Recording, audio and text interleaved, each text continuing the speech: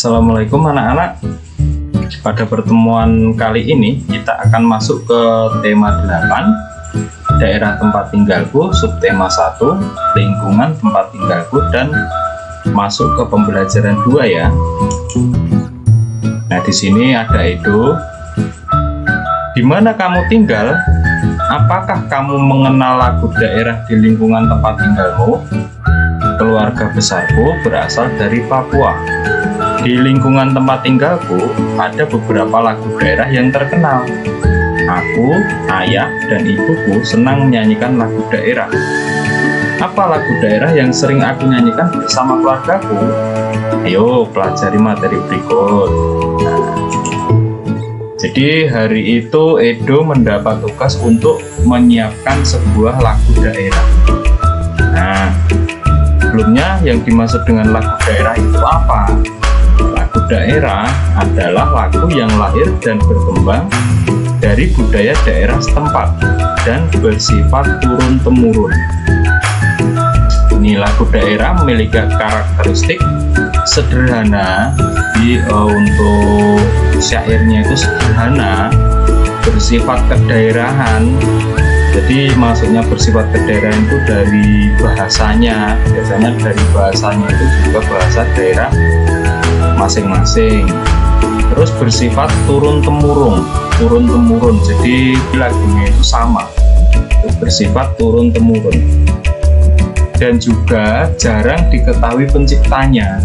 Di penciptanya itu jarang diketahui penciptanya siapa yang menciptakan lagu.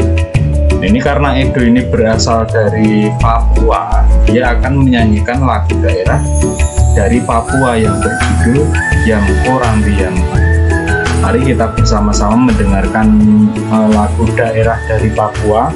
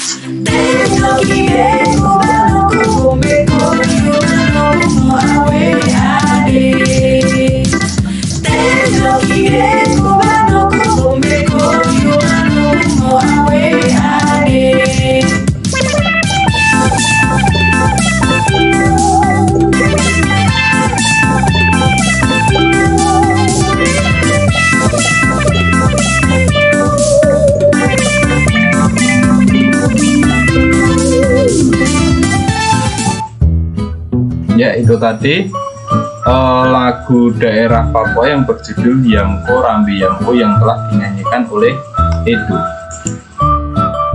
Nah, saat bernyanyi, Edo memperhatikan tempo dan tinggi rendah nada. Nah, kalian masih ingat kan tentunya dengan tempo. Yang dimaksud dengan tempo itu apa? Itu pada waktu tema 6 ya, tema 6 itu sudah kita bahas tentang tempo. Ini kita mengulas lagi. Tempo adalah cepat lambatnya lagu saat dinyanyikan. Nah, cepat lambatnya lagu yang dinyanyikan itu adalah tempo. Jadi tempo di sini ada 3 macam. ada tempo cepat, tempo sedang, dan tempo lambat. Nah, ini tempo cepat, tempo sedang, dan tempo lambat. Pada waktu tema 6 dulu kan kita sudah membahas ya untuk istilah-istilah dari tempo. Nah, jadi ada yang lambat sekali sampai ke tempo yang cepat sekali, itu ada largo, lento, dan lain sebagainya sampai presto. Nah, itu untuk tempo-tempo lagu ya. Berikut urutan tinggi rendah nada yang disebut tangga nada dengan notasi angka dan notasi balok. Ini notasi angka dan ini notasi balok. Nah, ini ada tinggi nada oktav rendah ya. Tinggi nada oktav rendah ini ciri-cirinya? Ciri-cirinya ini ada angka dari angka 1 sampai 7 yang di bawahnya ada titik. Nah, angka ini dari angka 1 sampai 7 ini berurutan ya nadanya. Ini ada do, re, mi, fa, sol, la, si, do. Nah, jadi itu. Jadi 1 sampai 7 ini merupakan nada. Nah, tapi ini yang ada titiknya di bawah itu adalah tangga nada dengan oktav rendah. Sedangkan ini notasi yang tidak ada angkanya, yang tidak ada titiknya, itu merupakan tangga nada oktav sedang. Jadi dia hanya angka saja. Itu berarti oktavnya sedang, tangga nada beroktav sedang. Sedangkan notasi angka yang di atas angkanya itu ada titiknya, itu merupakan tangga nada dengan oktav tinggi. Jadi ini ada rendah, titiknya di bawah ya, diingat-ingat. Untuk sedang itu tidak ada titiknya, jadi hanya angka saja. Dan untuk tinggi itu titiknya di atas. Nih. Semakin ke kanan nada semakin tinggi, sebaliknya semakin ke kiri itu nada semakin rendah.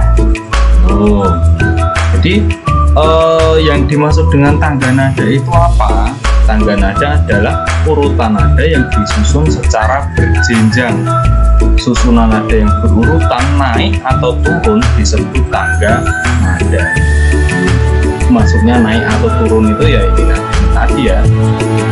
Untuk tangga nadanya itu ada rendah, ada sedang, ada tinggi. Jadi untuk tempo tadi kan ada 3 ya. Ada tempo cepat, ada tempo sedang, dan ada tempo lambat. Kalau tempo cepat itu biasanya untuk lagu yang bersifat riang, jadi penuh semangat. Itu untuk tempo cepat. Dan untuk tempo sedang itu mendayu-dayu.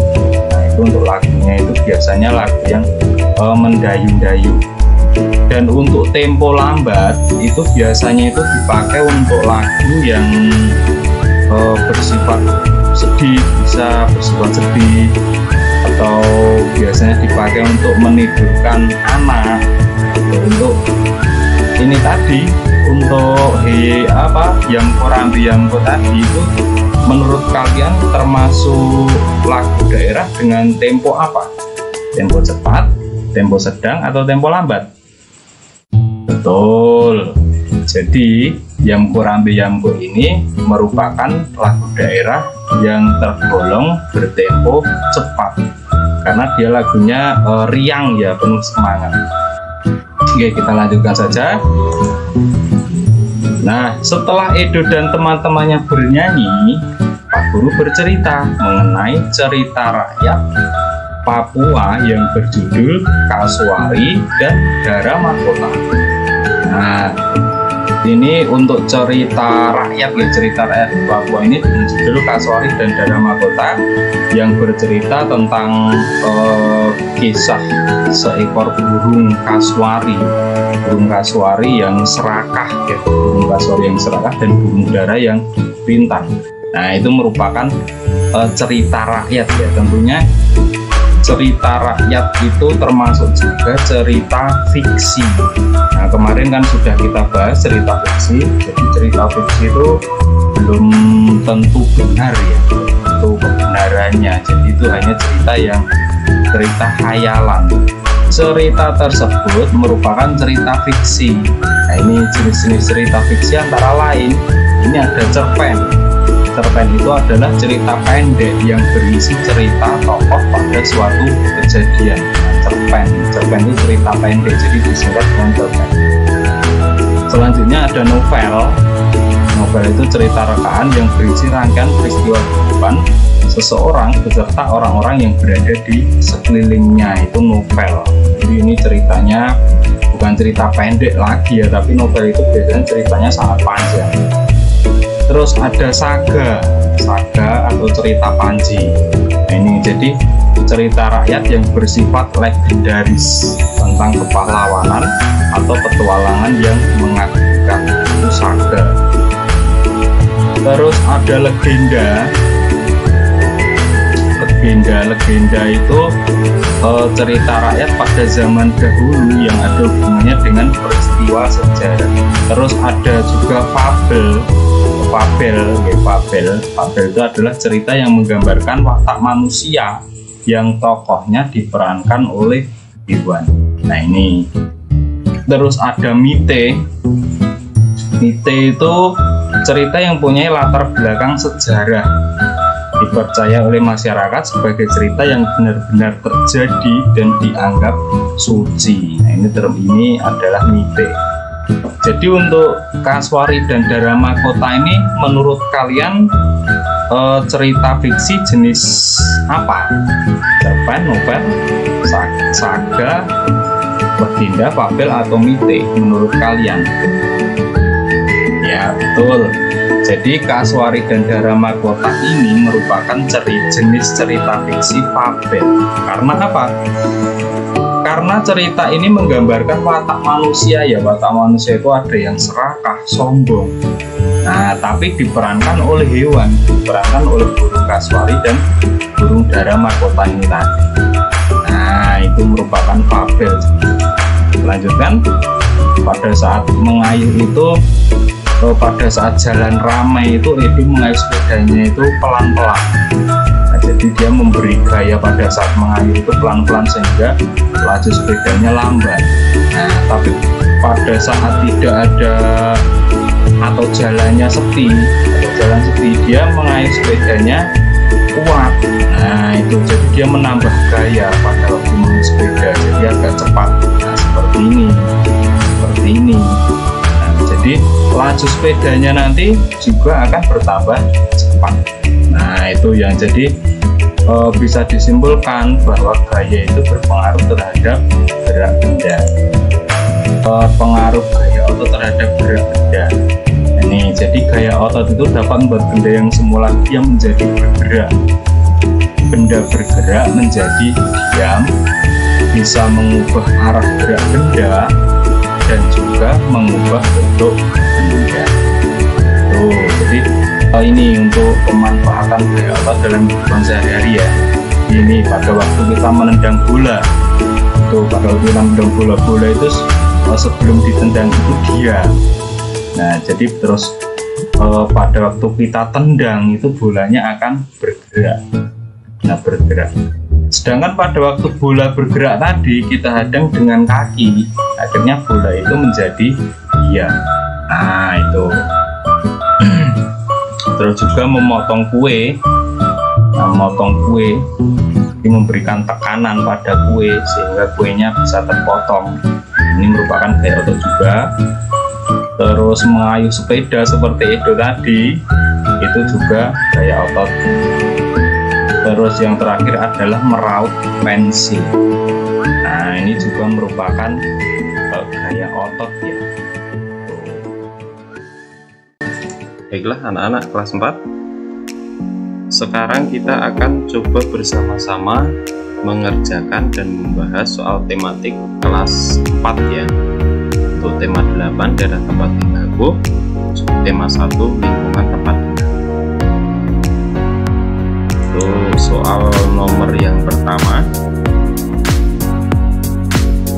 nih, kalian simak ya. Di lingkungan tempat tinggal Sony, para penduduknya banyak yang bekerja sebagai petani. Interaksi antar warga juga sangat sering. terdapat banyak pohon yang ditanam di halaman rumah dan di pinggir jalan. Lingkungan seperti tempat tinggal Sony tersebut banyak ditemui di daerah titik-titik. Ini bisa diperhatikan di soalnya ya. Untuk penduduk itu banyak yang bekerja sebagai petani. Petani. Lalu di halaman rumah itu banyak pohon yang ditanam, juga di pinggir-pinggir jalan banyak pepohonan. Nah, jadi bisa dibayangkan dulu ya. Untuk jawaban yang pertama adalah perkotaan. Kira-kira betul atau salah?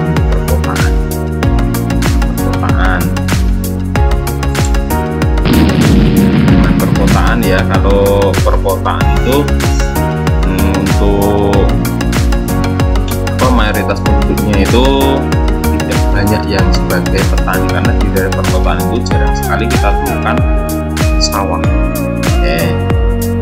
Terus juga untuk pepohonan juga jarang kalau di perkotaan. Pasti yang banyak itu adalah jalan-jalan raya. Apalagi yang B ini adalah ibu kota. Ini juga bukan ya. Di ibu kota itu lebih padat sekali itu. Terus selanjutnya adalah hutan. Hutan juga salah. Karena hutan itu biasanya itu tidak terdapat pedesaan. Tidak terdapat pedesaan di hutan. Jadi hutan itu banyak sekali hewan-hewan buas, terus tidak ada rumah, banyak pohonan itu. Yang terakhir adalah di pedesaan. Di lingkungan tempat tinggal Sony, para pekerja sebagai petani. Terus interaksi antar warga juga sangat sering. Di warga itu sering berinteraksi, berkomunikasi.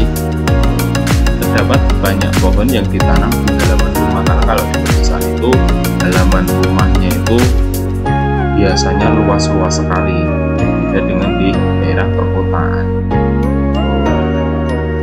Nah, jawaban yang nomor 1 ini adalah di pedesaan. Kita lanjutkan. Nomor 2, mata pencaharian penduduk sangat dipengaruhi karena lingkungan tempat tinggalnya, antara lain seperti titik-titik.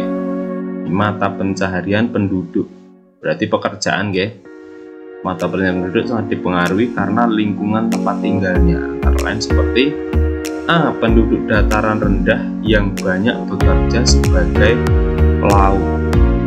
Nah, ini tentu saja salah. Jadi kalau penduduk dataran rendah itu tidak banyak yang bekerja sebagai pelaut, karena daerahnya itu jauh dari laut. Terus B. Penduduk dataran tinggi yang banyak bekerja sebagai petani padi. Dataran tinggi banyak bekerja sebagai petani padi. Mungkin petani, tapi bukan petani padi. Jadi berkebun, bukan petani padi, tapi berkebun. Terus yang C. Penduduk sekitar pantai yang banyak bekerja sebagai di sekitar pantai, rumah-rumahnya itu di sekitar pantai, jadi mereka itu banyak bekerja sebagai nelayan. Pas rumahnya di sekitar pantai, pekerjaannya banyak yang sebagai nelayan. Untuk yang terakhir D. Penduduk sekitar danau yang banyak bekerja sebagai penambang emas, ini juga salah. Penduduk sekitar danau itu biasanya juga banyak untuk mata pencariannya itu banyak sebagai menjadi nelayan. Nah, penduduk sekitar danau. Ya, untuk nomor 2. Kita lanjutkan ke nomor 3. Lingkungan di daerah perkotaan paling banyak bisa dijumpai penduduk yang bekerja titik-titik. Nah, lingkungan di daerah perkotaan paling banyak bisa dijumpai penduduk yang bekerja sebagai titik-titik di daerah perkotaan ya. Untuk yang pertama, mengolah tanah pertanian. Nah, di daerah perkotaan itu jarang kita menemui petani, itu jarang di daerah perkotaan. Sebagai nelayan dan penambang ikan itu juga jarang sekali, karena di daerah perkotaan itu kita untuk menemukan penambang ikan atau danau itu juga sangat sulit di daerah perkotaan. Terus yang C, sebagai pegawai atau karyawan. Pegawai atau karyawan di daerah perkotaan itu penduduknya rata-rata atau banyak sekali yang bekerja sebagai pegawai atau karyawan. Bekerja kantoran biasanya, kalau di perkotaan bisa sebagai pegawai kantor atau bisa sebagai karyawan pabrik.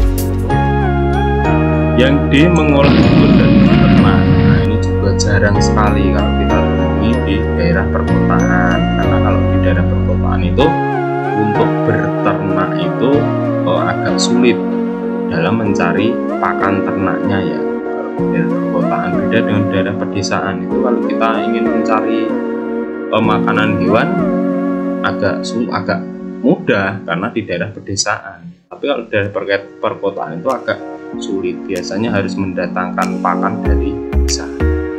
Nah itu, jadi jawabannya adalah sebagai pegawai atau karyawan. Lanjutkan nomor 4. Cerita fiksi adalah cerita yang dibuat berdasarkan titik-titik. Cerita fiksi.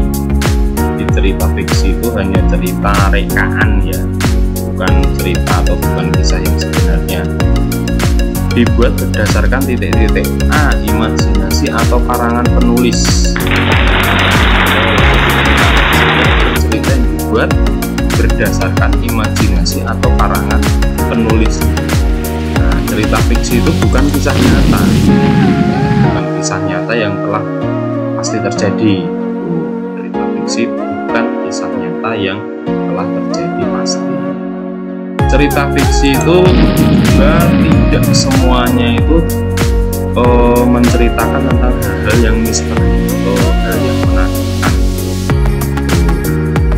Apalagi untuk ini dan kejadian aneh ya, ini juga tidak hanya cerita fiksi. Cerita fiksi itu malah kebanyakan itu hanya cerita atau imajinasi bebas dari pengarang, biasanya tentang kemajuan zaman atau biasanya tentang kisah-kisah kepahlawanan atau kisah superhero gitu. Kisah superhero jadi bukan kepahlawanan untuk memperjuangkan kemerdekaan, bukan, tapi hanya pahlawan. Misalkan saja hanya cerita-cerita tentang superhero.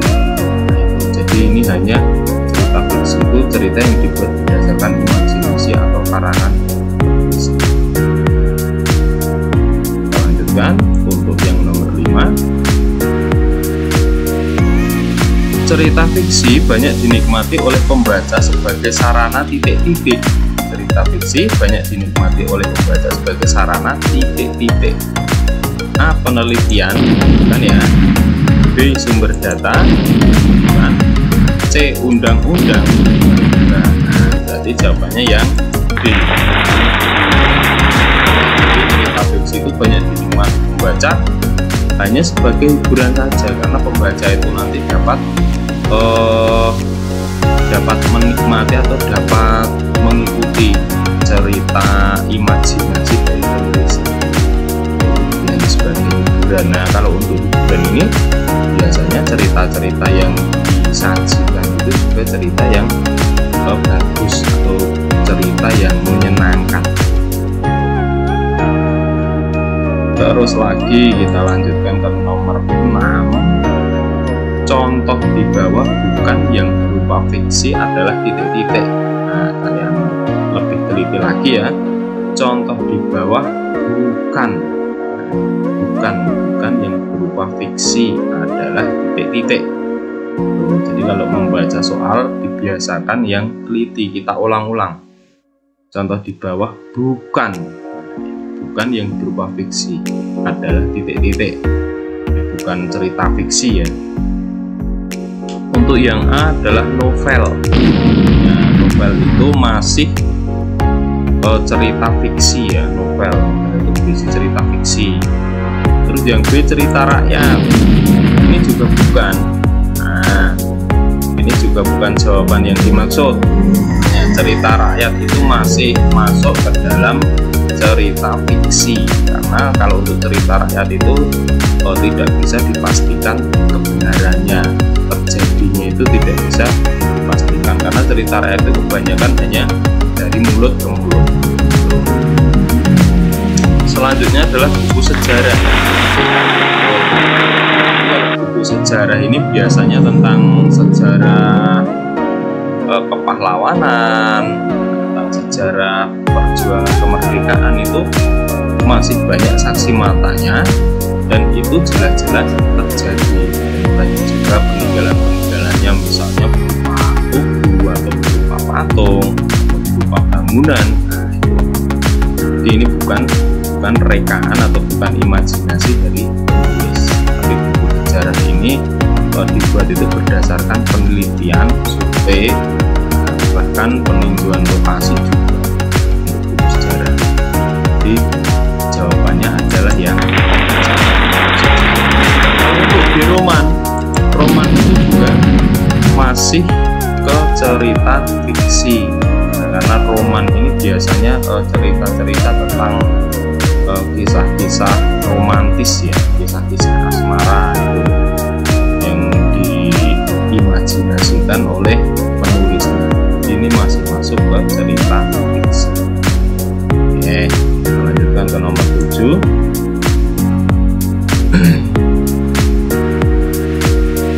Cerita fiksi yang berisi kisah yang bisa membuat orang mudah tertawa dinamakan titik-titik. Cerita fiksi yang berisi kisah yang bisa membuat orang mudah tertawa dinamakan titik-titik. Nah, ini cerita yang menjadikan orang tertawa. Jadi orang itu bisa tertawa karena dia melihat atau mendengar atau membaca sebuah kisah yang lucu, menurut dia lucu, makanya dia tertawa. Jadi kalau ini cerita fiksinya berarti cerita yang lucu. Kita cari jawabannya. Untuk yang A cerita misteri. Nah, cerita misteri itu lebih ke horor ya, lebih ke cerita yang menakutkan, biasanya tentang hantu dan lain sebagainya. Cerita tragedi juga salah. Kalau cerita tragedi itu biasanya itu tentang sebuah peristiwa yang memakan banyak korban atau ada korban di cerita tersebut. Nah, ini biasanya berisi tentang kriminal, itu bisa kecelakaan, itu bisa itu cerita tragedi kan ya. Jadi kalau orang baca ini tidak mungkin tertawa, tidak mungkin. Selanjutnya adalah cerita horor. Juga bukan, cerita horor ini juga masih masuk ke cerita misteri. Cerita horor itu lebih ke menakutkan ya, karena ceritanya itu tentang hantu, tentang tempat-tempat yang angker dan lain sebagainya. Untuk yang D, yang terakhir adalah cerita humor. Humor itu cerita tentang hal yang lucu. Humor. Nah, ini orang kalau membaca cerita humor ini itu pasti tertawa karena di dalam cerita ini ada kisah-kisah yang lucu. Nah, makanya pembaca menjadi mudah tertawa kalau membaca cerita humor ini. Jadi jawabannya yang untuk soal nomor 8 IPA ya. Gaya dapat merubah kedudukan benda. Contohnya seperti titik-titik. Gaya dapat merubah kedudukan benda. Contohnya seperti titik-titik. Nah, ini untuk kedudukan benda. Berarti ini kalau kedudukan benda itu hubungannya dengan posisi benda, bukan bentuk benda loh ya, tapi posisi benda, kedudukan atau posisi benda benda itu berada di posisi sebelah mana, nanti dia bisa berubah ke posisi yang lain seperti itu. Jadi bukan bentuk, bukan benda, bukan bentuk benda. Contohnya seperti titik-titik. Meja menjadi berpindah tempat ketika saya itu dapat memijah benda. Bukan benda. Saat kita mendorong meja ini sebelumnya di tempat A, kita dorong, dia akan berpindah tempat menjadi ke tempat yang B. Itu. Kalau untuk yang B salah ya, kaca menjadi hancur ketika dipukul. Kalau kaca menjadi hancur ketika dipukul ini bukan kedudukan benda tetapi bentuk benda. Sebelumnya dia kaca yang utuh, tapi setelah dipukul dia akan hancur, berkeping-keping. Ini masuknya ke bentuk benda, bukan benda. C. Kaleng menjadi ringsek ketika diinjak. Ini sama saja dengan yang B. Ini merubah bentuk benda ya, bentuk benda bukan kedudukan. Dari yang semula kaleng utuh, bentuknya itu masih seperti tabung itu ya kaleng. Setelah diinjak dia menjadi gepeng, jadi ringsek. Terus untuk D, lampu menjadi menyala ketika dialiri listrik. Ini juga salah ya, lampu menjadi menyala ketika dialiri listrik itu bukan karena pengaruh gaya tapi pengaruh energi. Dia dialiri energi listrik dan akan diubah menjadi energi cahaya. Yang untuk jawabannya adalah yang A ini, nomor 8 ya. Kita lanjutkan ke nomor 9. Di lingkungan sekitar rumah Ahmad banyak orang yang suka bermain bulu tangkis. Ahmad mengamati permainan tersebut. Ketika pemain mengayunkan raketnya ke arah kok, maka kok tersebut melaju dengan cepat. Maka pada kejadian tersebut terjadi gaya berupa titik-titik. Jadi Ahmad mengayunkan raket ke arah kok. Di koknya itu nanti akan melaju dengan cepatnya. Itu terjadi gaya berupa titik-titik. Tarikan, wah ya, bukan tarikan, karena Ahmad itu mengayunkan kok ke depan, mengayunkan raket ke arah kok. Jadi bukan tarikan. B. Dorongan, melakukan gerakan mengayunkan raket ke depan, berarti sama saja dengan didorong, sehingga koknya itu akan melaju dengan cepat. Untuk yang C, getaran, ini juga sama. Getaran apalagi jadi jawabannya adalah ya. Lalu kita lanjutkan ke nomor 10. Pertanyaan di bawah ini yang benar adalah titik-titik. Pernyataan di bawah ini yang benar adalah titik-titik. A. Gaya bisa menyebabkan benda bergerak. B. Semua gaya akan membuat benda bergerak maju. C. Gerak dan gaya adalah sesuatu yang sama. D. Gerak bisa menciptakan gaya yang tak terbatas. Menurut kalian jawabannya yang mana? Ya, jawabannya yang A. Bisa menciptakan benda bergerak. Kalau B, semua gaya akan membuat benda bergerak maju. Tidak ya, karena kalau gaya itu tidak hanya berupa dorongan, tidak membuat benda bergerak maju. Bisa juga saat kita menarik meja, bendanya akan bergerak ke arah kita, menuju ke arah kita, bukan maju. Gerak dan gaya adalah sesuatu yang sama.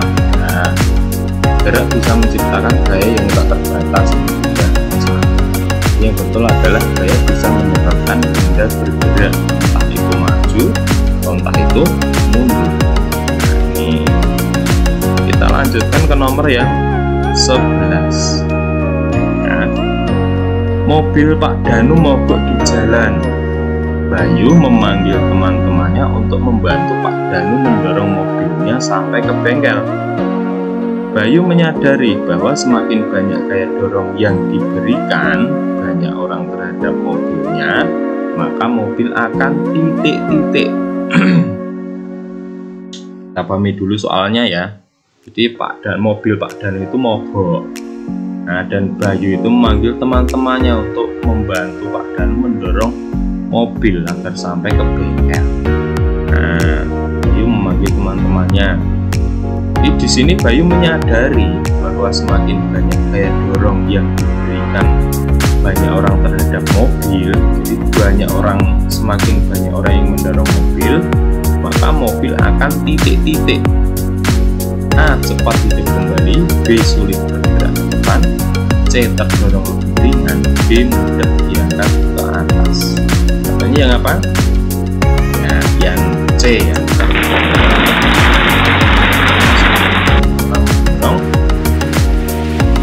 Gaya yang dihasilkan juga akan semakin besar juga. Gaya dorong yang dihasilkan akan semakin besar sehingga berat mobilnya itu menjadi lebih ringan. Oh, jawabannya yang C, terdorong lebih ringan. Ya. Terus nomor yang ke-12. Nih, cepat lambatnya lagu yang dinyanyikan, masuk ke SPGP. Cepat lambatnya lagu yang dinyanyikan dinamakan titik-titik. A. Tempo. B. Irama. C. Sajak. D. Nada. Apa jawabannya? Tempo adalah cepat lambatnya lagu yang dinyanyikan, itu adalah tempo. Kalau irama itu apa? Irama itu bukan cepat lambatnya lagu, tapi kalau irama itu naik turunnya nada. Nah, pada suatu lagu secara berurutan dan beraturan, namanya irama. Terus kalau untuk sajak itu bukan, biasanya kalau sajak itu terdapat pada pantun ya. Sajak itu persamaan kata, persamaan akhir kata. Misalkan saja pada pantun, kalau ada sumur di ladang itu akhirannya eng, boleh kita menumpang mandi itu akhirannya i. Baik, selanjutnya, kalau ada umur yang panjang itu akhirannya eng juga sama dengan ladang, boleh kita berjumpa lagi akhirannya i. Itu sama saja dengan menumpang mandi ya, menumpang mandi i. Kalau ada sumur di ladang menumpang mandi, kalau ada umur yang panjang kita berjumpa lagi. Itu saja ya, terdapat pada pantun atau puisi. Sedangkan untuk ini nada, nah, jadi pada lagu itu biasanya ada nada yang menghasilkan suara atau lagu itu menjadi enak didengar. Di jawabannya yang betul apa? Cepat lambat lagu itu apa? Tempo. Kita lanjutkan lagi untuk nomor 13 ya. Nah ini, lento, adagio, dan largo adalah contoh tempo titik-titik. Ini jadi tempo itu ada tempo sangat lambat, tempo lambat, sedang, cepat, dan sangat cepat untuk tempo. Nah, untuk lento, adagio, dan largo ini masuk ke dalam contoh tempo yang apa? A. Cepat. B. Sedang. C. Sangat cepat. D. Lambat. Yang apa? Ya, yang lambat. Lento, adagio, dan largo. Nah ini, kalau untuk largo itu sangat lambat sekali, masuk ke yang lambat. Terus untuk lento itu lebih lambat. Nah, terus untuk adagio itu lambat. Lento, adagio, lambat.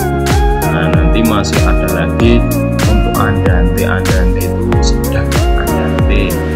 Terus ada lagi tentang moderato tadi masuk ke yang cepat. Terus ada allegro, ada vivace dan lain sebagainya. Sedangkan untuk lento, adagio dan arpeggio ini adalah contoh tempo yang lambat. Lanjutkan ke nomor 14. Sandi suka bermain catur, Denny suka bermain bola, dan Susi suka bermain badminton. Mereka bertiga mempunyai keragaman titik-titik. Kita pahami dulu soalnya ya. Suka bermain catur, Sandi, Denny suka bermain bola, sedangkan Susi suka bermain badminton. Suka bermain, suka berarti masuk ke kegemaran atau hobi. Jadi jawabannya yang A.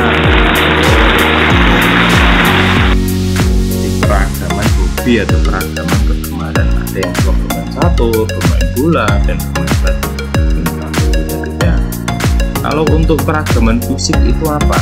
Keragaman fisik itu biasanya pada penampilan ya, atau pada bentuk fisiknya, bentuk tubuhnya atau postur tubuhnya. Nah, ada yang keriting, ada yang berkulit hitam. Nah, itu adalah keragaman fisik. Misalkan saja orang Jawa dengan orang Papua itu fisiknya berbeda. Orang Papua itu kebanyakan rambutnya apa? Keriting, berkulit hitam, untuk orang kulitnya berbeda dengan orang Jawa itu berkulit sawo matang gitu. Nah, untuk keragaman fisik tuh. Sedangkan kalau untuk keragaman budaya ini biasanya tentang tarian adat itu kan berbeda-beda antara satu daerah dengan daerah lain berbeda. Misalkan Jawa dengan Sumatera itu berbeda untuk tarian tradisionalnya. Rumah adatnya pun juga berbeda namanya, bentuknya juga berbeda. Itu untuk keragaman budaya, rumah adat, tarian tradisional, senjata tradisional, bahasa tradisional atau bahasa daerah, itu masuk ke keragaman budaya ya. Terus yang terakhir adalah agama, ini juga sama, agama. Oke. Jadi kalau di Indonesia ini ada berapa agama yang diakui? Ada 6 agama. Apa saja? Islam, Kristen, Katolik, Hindu, Buddha, dan Konghucu. Jadi ada 6 agama yang diakui. Nah, jadi seluruh penduduk Indonesia ini memiliki keragaman agama yang berbeda-beda dari satu tempat dan tempat lain. Misalkan saja kalau di Bali, di Pulau Bali itu mayoritas penduduknya itu kebanyakan beragama Hindu. Tidak semuanya gitu, hanya mayoritas atau sebagian besar beragama di daerah Bali. Jadi berbeda dengan daerah Jawa. Kalau Jawa itu kebanyakan mayoritas penduduknya itu beragama Islam. Oke, kita lanjutkan ke nomor yang terakhir atau nomor 15.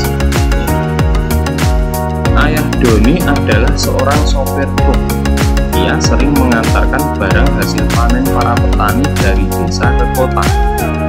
Kegiatan ayah Doni tersebut termasuk kegiatan ekonomi yang berupa titik-titik. Nah, dulu soalnya ayah Doni ini adalah sopir truk. Ia sering mengantarkan barang hasil panen para petani dari desa ke kota. Kegiatan ayah Doni tersebut termasuk kegiatan ekonomi yang berupa apa? Nah, kita ingat-ingat dulu, kegiatan ekonomi itu ada berapa? Betul, kegiatan ekonomi itu ada 3. Nah, ada 3: produksi, konsumsi, dan distribusi. Nah, ini kegiatannya itu ada 3 kegiatan ekonomi ya. Ada produksi, ada konsumsi, dan distribusi. Untuk jawaban yang pertama adalah konsumsi, bukan salah.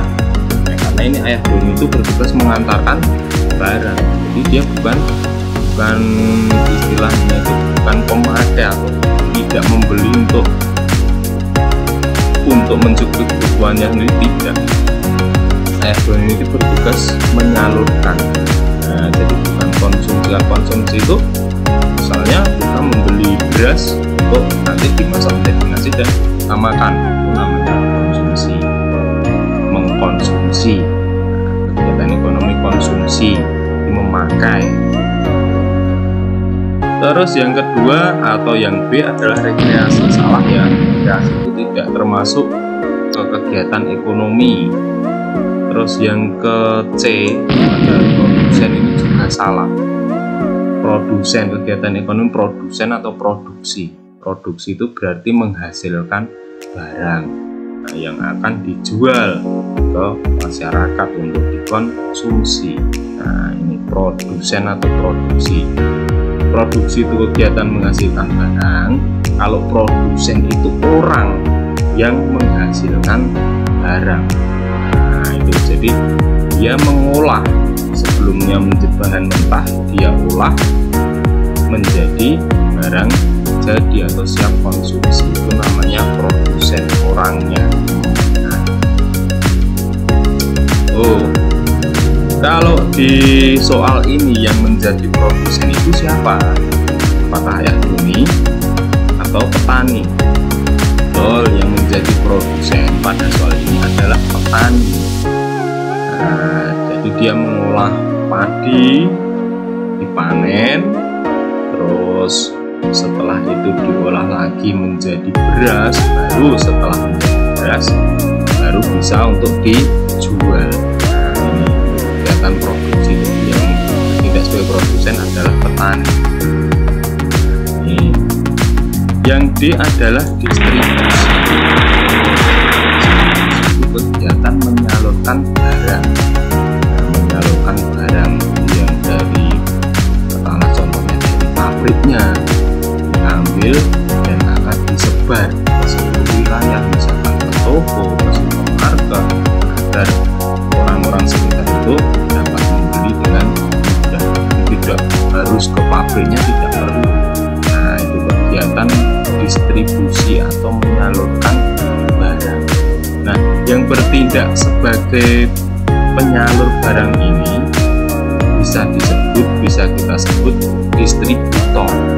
Nah, distributor. Jadi ayah Doni itu di sini adalah yang bertindak sebagai penyalur karena dia adalah seorang sopir truk, maka dia bisa disebut distributor. Kegiatan distribusi menyalurkan barang. Jadi ingat ya, kegiatan ekonomi itu ada 3: produksi, konsumsi, distribusi. Itu kegiatan ekonomi. Itu untuk soal yang terakhir. Di antara lain itu dulu yang bisa kita bahas bersama-sama. Semoga bermanfaat. Ya, untuk pertemuan kita pada pembelajaran yang kedua sampai di sini dulu. Kalian pelajari ya, kalian sambil membaca buku paket yang sudah Pak Denny kirimkan. Yang pasti tetap semangat, tetap belajar. Ya, akhir kata, Assalamualaikum warahmatullahi wabarakatuh.